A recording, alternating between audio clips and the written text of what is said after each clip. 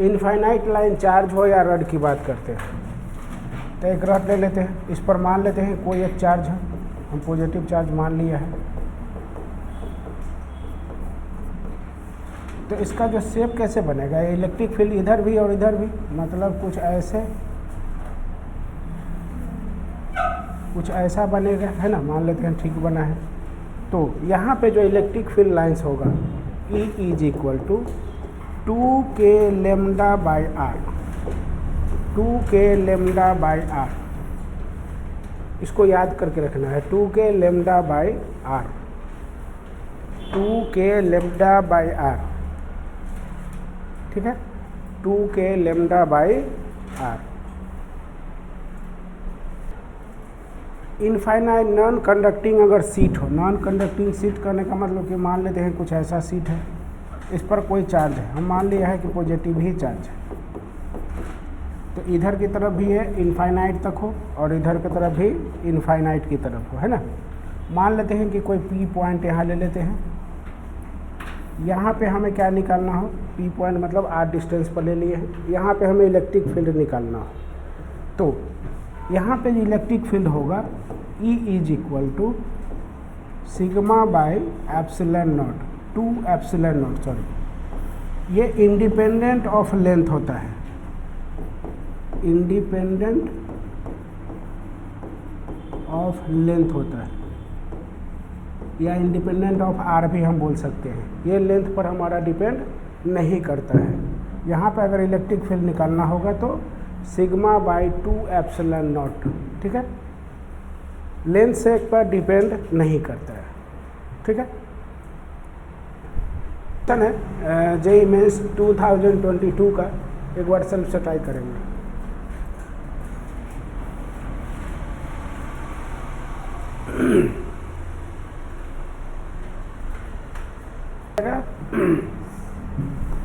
E1 by E2, E1 equal to E2 is sigma by 2 epsilon naught, क्योंकि independent क्या है, length का है, इंडिपेंडेंट ऑफ लेंथ, तो सेम ही रह जाएगा, ठीक है। सी, चलते हैं आगे देखते हैं। फ्लक्स थ्रू ए क्यूब, अब हम क्यूब की बात करने जा रहे हैं। सेंटर ऑफ क्यूब, क्यूब कैसे बनाते हैं, बनाकर देख लेते हैं हम भी।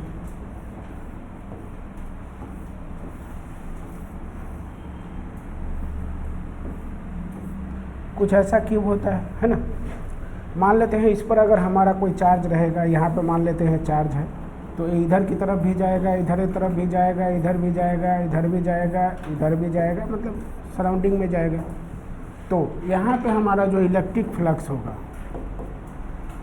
किस पर, क्यू पर, तो Q by epsilon not, Q by epsilon not का, अगर सिर्फ क्यू पे पूछता है तो।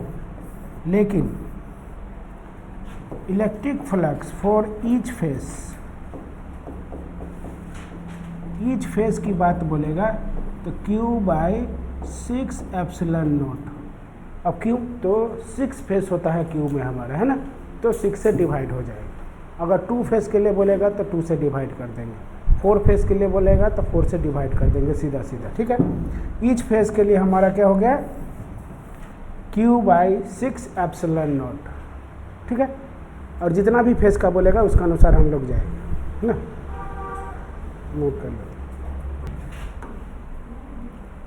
Charge at face centre, face centre मतलब क्यू का लिए ही लेकर हम चलते हैं, ठीक है। फिर से क्यू बना देता है। अब ध्यान देते हैं एक मिनट के लिए। मान लेते हैं ऐसा क्या कि एक फेस को पूरी तरह से हम ब्लॉक करने की कोशिश करते हैं, दूसरा पेन कलर यूज कर लेता है। कोई एक फेस को हम क्या किया है, ब्लॉक कर देता है। यहाँ पे हमने क्या किया है, ब्लॉक कर दिया है और एक छोटा सा होल यहाँ रख दिया है, एक छोटा सा सिर्फ होल करके छोड़ दिया है। कहीं पे मान लेते हैं चार्ज हमारा यहाँ पे है ना, तो क्या होगा, इधर भी जाएगा, इधर भी आएगा, इधर भी आएगा, इधर भी आएगा, लेकिन ये इधर से निकल कर इधर भी जाएगा। तो अगर यहाँ पे इलेक्ट्रिक फ्लक्स बचता है अब इसको ऐसे भी समझ सकते हो, जैसे मान लो कि हमारा 2 रूम है ना, 2 रूम है और दोनों पे वाल है, बीच में जो है होल किया हुआ है, और एक ही बल्ब से हमें दोनों में लाइट कराना है, तो क्या करें, मिड में लगा दो, उधर भी लाइट रहेगा, इधर भी लाइट रहता है ना। या कहीं देखा होगा फैन लगा हुआ हो, जो पीजी वगैरह में नहीं होता है, छोटा छोटा रूम बना दे, ऊपर एक फैन लगा हुआ है, उधर भी काम कर रहा है, इधर भी काम कर रहा है, मतलब वो फ्लक्स की बात हो रहा है यहाँ पे। फेस सेंटर का मतलब वो होता है, ठीक है। या दूसरा तरीका और है, जैसे एसी वगैरह होता है, तो इस रूम से उस रूम में होल कर दो, उधर का भी ठंडा है, इधर का रूम के उधर में भी जाएगा, मतलब वो इलेक्ट्रिक फ्लक्स अगर उसका निकालना हो तो simple phi is equal to Q/2ε0, चूँकि 2 जगह ले रहा है सीधा, फेस सेंटर बोलेगा Q/2ε0, ठीक है।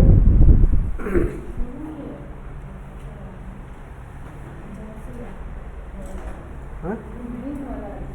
मतलब एक हम होल करके छोड़ दिया था ना, तो इधर का चार्ज का उधर तो फील्ड जाएगा ना।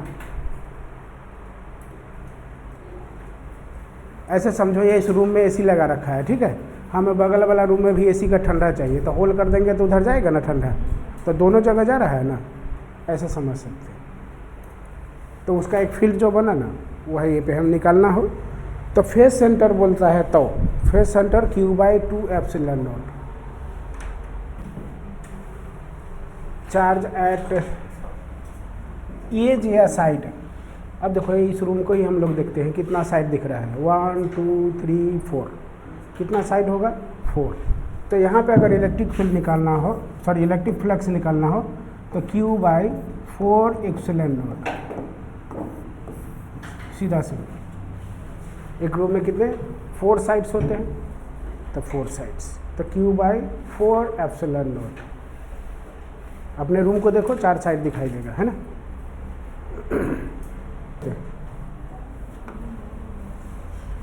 कॉर्नर ऑफ द क्यूब, देखो कॉर्नर करने का मतलब क्या है, इस रूम को ही देखते हैं, कितने कॉर्नर है, 1 2 3 4, इसके ऊपर भी क्यूब बनाएंगे तो 4 ही होगा, तो कितना कॉर्नर हो गया टोटल 8। तो यहाँ पे अगर हम करने जाए तो electric flux is equal to Q/8ε0 direct,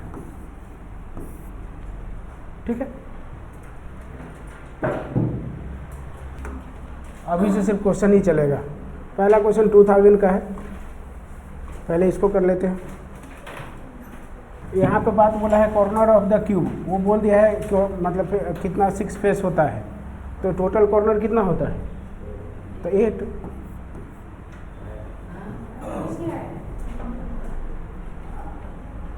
on off the faces की बोला है ना, क्यू पर, तो क्यू पर कितना होता है, इलेक्ट्रिक फ्लक्स फॉर फेस के लिए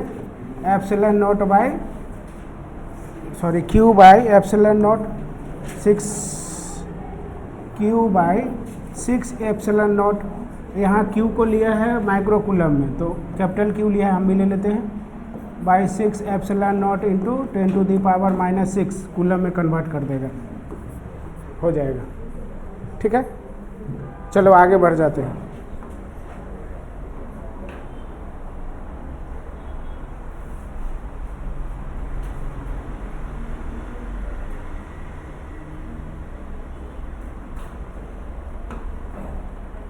पहले इसको करेंगे, B हो जाएगा, है ना। हम इनक्लोज्ड सरफेस के लिए बात करते हैं, ठीक है, आगे देखते हैं।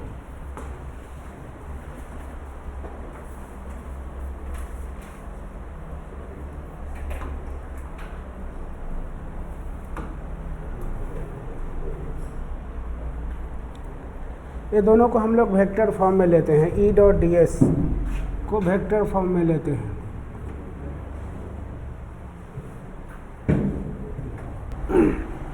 तो क्या होगा 4 होगा, है ना, क्योंकि ये 0 होने का मतलब है कि जितना हमारा नंबर ऑफ जो फ्लक्स होगा इंटर करेगा उतना ही लीव करेगा, है ना, ठीक है।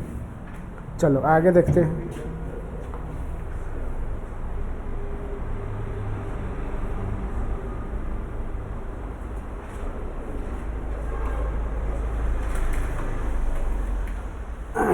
चलो पोटेंशियल वाला formula V is equal to था ना, KQ/R, सबका वैल्यू दिया हुआ ही है, चार्ज क्यू का वैल्यू दिया है, के का वैल्यू दिया है, डिस्टेंस हमारा डिस्टेंस मतलब आर का वैल्यू लिया है 9 सेंटीमीटर, मतलब हम इसको लिख सकते हैं 9 × 10⁻⁻2 मीटर। के का वैल्यू है 9 × 10⁻9, क्यू का वैल्यू है 4 × 10⁻7, आर का वैल्यू हो गया 9 × 10⁻2, तो 9 से 9 कैंसिल आउट। अब सिर्फ पावर ही तो अरेंज करना है, 4 × 10 के पावर 9 - 7, ऊपर आएगा ये तो +2, तो 2 + 2 4 × 10 के पावर 4, 4 × 10⁻4, ठीक है।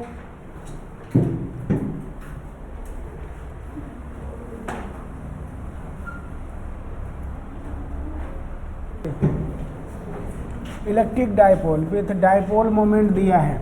डाइपोल मोमेंट को हम लोग पी से इंडिकेट करते थे, 5 × 10⁻6 कूलम पर मीटर लिया है, ठीक है। With the direction of electric field भी ले लिया है 4 × 10⁵ न्यूटन पर कूलम, ठीक है।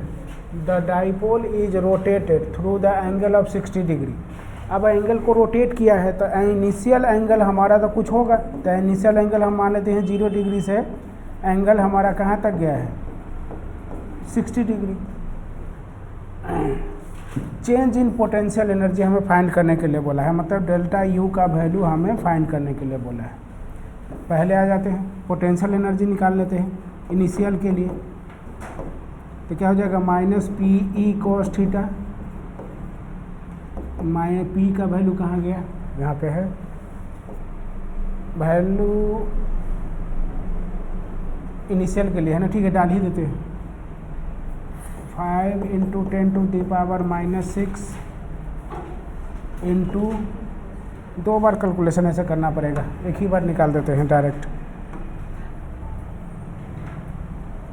Change of potential energy direct डालते हैं। चेंज ऑफ पोटेंशियल एनर्जी क्या हो जाएगा, फाइनल माइनस इनिशियल, तो माइनस PE को कॉमन ले लेते हैं, तो cos theta final, minus minus ये प्लस हो जाए, माइनस ही रहने देते हैं, cos थीटा इनिशियल। अब वैल्यू को पुट कर देते हैं या माइनस से मल्टीप्लाई कर देते हैं, तो इधर से उधर चला जाएगा। PE हमारा cos थीटा इनिशियल और ये माइनस हो जाएगा cos थीटा फाइनल। वैल्यू अब पुट कर देते हैं, 5 × 10⁻6, 4 × 10⁵, इनिशियल cos 0 का वैल्यू कितना होता है 1, और cos 60 का वैल्यू कितना होता है 1/2 ना,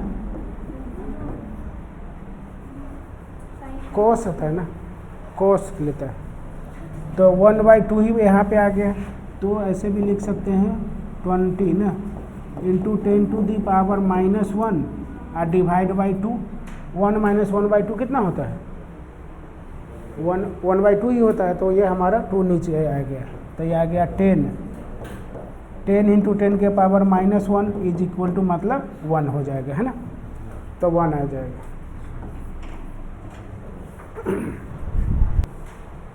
ए conducting sphere of radius r लिया है, is charged, then electric field distance लिया है स्मॉल r जो है ग्रेटर देन हमारा कैपिटल R से भी ले लिया है। चलो potential difference of the surface of the sphere, ठीक है। पोटेंशियल के लिए फॉर्मूला हम लोग क्या पढ़ा था, KQ/R, ठीक है। एक के लिए कैपिटल R लिया है, एक के लिए स्मॉल r। अब इलेक्ट्रिक फील्ड के लिए हम बात क्या करते थे, KQ/R², स्मॉल r लिया है, हम भी स्मॉल r ले लेता है। यहाँ से हम ध्यान दें KQ को हम VR लिख सकते हैं क्या, क्रॉस मल्टीप्लिकेशन सिर्फ कर दिया है, तो KQ के जगह VR डाल देते हैं, क्योंकि यहाँ पे इसी के टर्म में ऑप्शंस दिख रहा था, तो VR / R⁻², ऐसा कुछ दिख रहा है क्या, दिख तो रहा है, सीधा दिख रहा है।